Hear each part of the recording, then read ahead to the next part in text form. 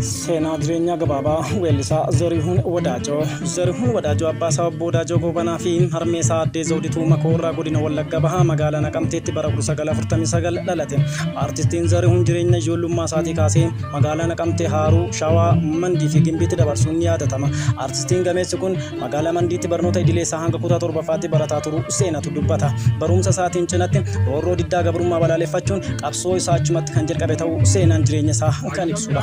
Yeroo sanatti qabsoo isaa dhaadannoo yeegubboo xaaxaa kamandii yuuxaa jedhu bu'uura godhachuun hiriyoota isaa kanneen ijoollummaa kakaasaa turuu obboleettiin isaa ibsa miidiyaaf laatteen ifoomsiteerti. Zarihuun boodarra gara magaalaa Naqamteetti deebi'uun hojiilee aartii ergaa jajjaboo qaban waltajjiiwwan argate kamurratti uummata isaa lubbuu ofii caalaa jaalatuuf mararfatu biraan gahaa ture.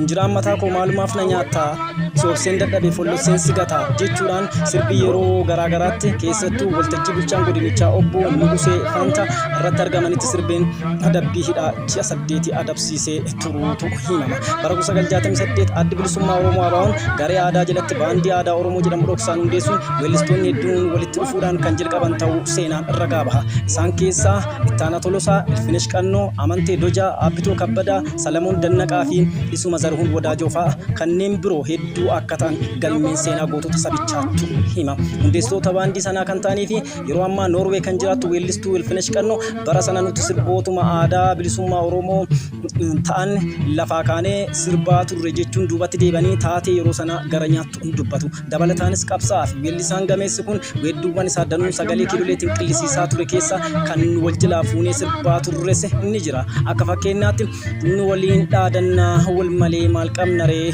jechuudhaan kan wal jalaa fuudhaa sirbaa turre isa tokko jedhu adde Ilfinesh Qannoo weellistuun gameettiin sabichaa.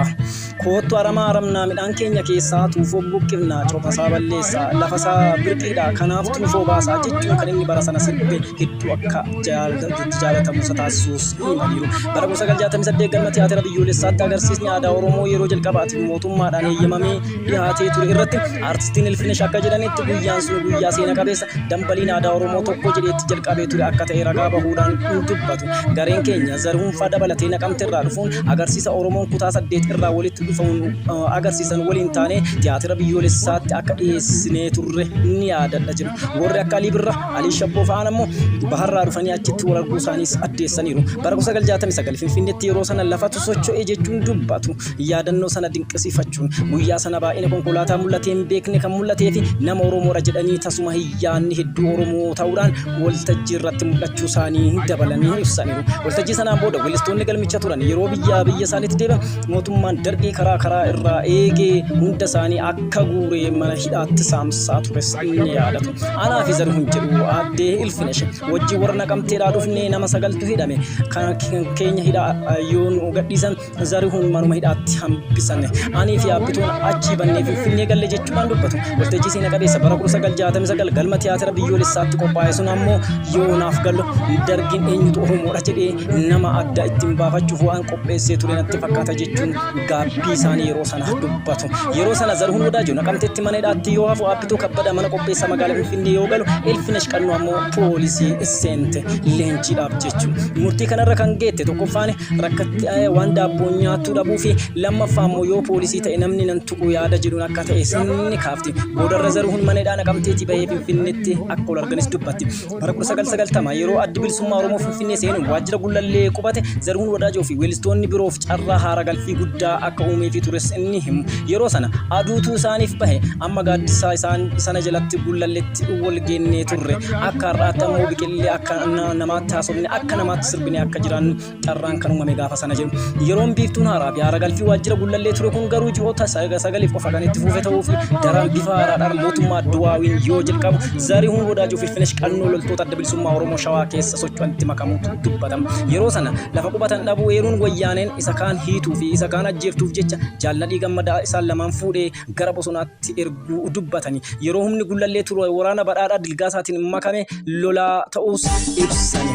Zarihun takka jireenya dhuunfaasaa jiraatee kan nama hin beeknee fi qabsoo lolaa keessatti taasaa tureen boodas humni waraana abaa'oo waan injifatameef weellistoonni lamaaniif meesh qannoof Zarihun dabalate marsaa biraa carraa hidhaa seenuu mudateenii ture jedha seenaan. Zarihun wajjin qiliinxootti uggurumanii booda achirraa shinoorraa hoolotarraa amboorraa Lideessatti daddabarsanii hiraarsaa turanii kan yaadatamudha. Lideessaa ji'a jaha turanii bahanii booda hidhaatti akka deebisanii turan ammallee seenaa hin daganne. Haati warraa Zarihun wadaajoo aadde olaantuu gammachuu Zarihun bara mootummaa biyyattiitti waliif hoogganamu keessatti dararaa guddaa keessummeessaa ture himuun yeroo hedduu hidhamaa bahaa akka tures eenyummaaniitu ibsata. Mana hidhaa inni itti hidhamne kan hin ture ta'ullee eerame. Ji'a sadii waggaa tokko sa'aatii muraasa hidhaan irraa kan beeknetti waa'ee saba qofa yaaduu malee takkaahuu jireenya dhuunfaasaa jiraatu qophaa'ee karoorsi akka hin beekne dabalata ibsu. Irra deddeebiinaan hordoffiisaa fi hidhaatti kan ture weellisaa Zarihun Wadaajoo guyyaa tokko mana hidhaarraa baafamu gara masara mootummaa Finfinnee jirutti waamamee akka ture himu haati warraasaa aadde olaantuu. Zarihun waan qabsoo kana dhiisee akka mootummaa wajjin hojjetu wanti barbaadu hundi kan guutamuuf gaafachaa kan turanii fi inni immoo isaaf qofa makiinaa kennuu hin gammachiifne inni faayidaa dhuunfaasaatiif akka qabsoofne suuraa tokko malee ibsuudhaaf firra godhamee laga isaatti yaadatama. Boodarra muummichi ministeera duraan Obbo Mallasaan masara mootummaa biyyoolessaatti waamsisuun gaafa isaan qabsoof bosona turan jalqabee hanga ammaatti illee qabsaa'uu isaatti dinqisiifachuun amma immoo carraa jireenya mijaawaa akka isaaf feeruu barbaadaniifatti itti himuun akka kennaa isaaf qophaa'e kana fudhatuudhaan kabajaaf jaalalaan gara mana isaatti deebi'ee boqotu gaafatan.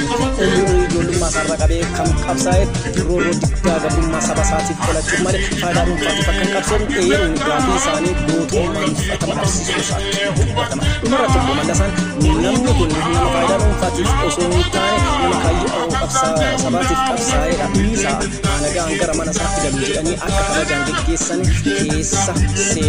keessa beektota seenaa dubbata. Yeroon sunis yeroo ajajaa waraana woboo Laggasaa Wagii itti ajjeefamee fi battaluma sanitti aartisti Zarihun Wadaajoo illee mana jireenya isaatii fuudhamee kan hidhame ta'uus seenaan inni yaadata. Weellisaa Zarihun Wadaajoo waggoota 45 hojii aartiin qabsaa'e keessatti sirboota hojjetachuu irratti sirbaa tureen alatti sirboota baay'een isaanii 95 ol ta'u sirbuun saba isaa Oromoo biraan gahuun isaas ni yaadatama. Aartisti Zarihun nama kaayyoo fi waan itti amane irratti gara duubaatti deebi'ee nama Oromummaa isaatiif miidhamee aarsaa guddaa kanfale ta'uuf weellistoonni Oromoo hedduu kanneen akka Ilfinesh Qannoo fa'aaf walaloo fi yeedalloo sirboota garaagaraa kennuu isaallee ni yaadatama. Weellisaan Zarihun Wadaajoo reebicha yeroo adda addaa mana hidhaatti irra gahaa ture irraa kan ka'e fayyaan qaama isaa keessattuu kaleessa agar malee miidhamu yeroo dheeraaf hospitaala biyya keessatti alatti yaalamaa ture ibsuun guyyaa hadhaa du'aatiin jireenya qilleensaa sababii boqochuu isaatiif gaddi guddaan kan nutti dhagahame ta'uu ibsa. Biyyeen isaa haa salphattu boolla isaa baadhiin jala haa yaatu maatii fi firoota isaatii fi saba Oromoo gooftaan jajjabina haalaatiin hawwii kiyya qindeessee kan gurraan isin gahe kana seenessa mootummaatiif.